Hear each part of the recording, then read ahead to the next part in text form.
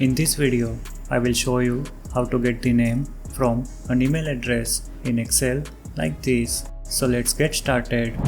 Here in this Excel sheet, I have a table containing a list of full email addresses. Now I want to get the names from these email addresses, that is the part before the @ symbol. To do that, I will use the find and left functions. Let's start the formula by typing an equal sign in the target cell.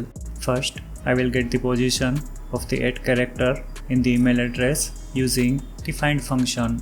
So, I will provide the @ character and cell B3 as arguments of the find function. As you can see, the find function will locate the @ character in the email address and return its position. For example, the @ character is located at the 11th position in the first email address.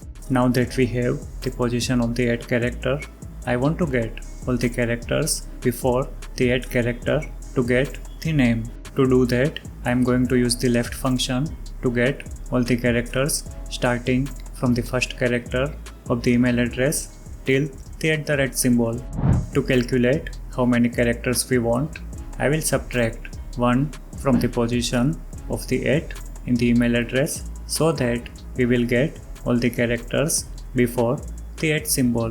For example, for the x@yz.com email address, the position of the @ character is 2. When we subtract 1 from 2, we will get 1, and that is the number of characters I need to get from the start of the email address to get the name.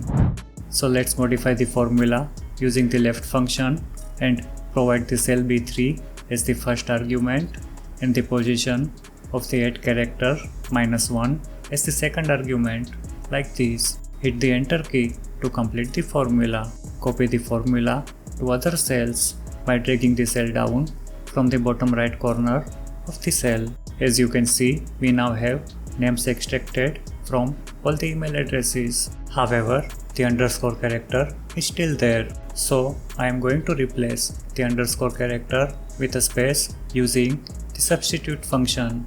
To do that, I will provide the existing formula as the first argument, the underscore character as the second argument, and the space as the third argument of the substitute function, like this. As you can see, we now have all the names in first name, space, last name format.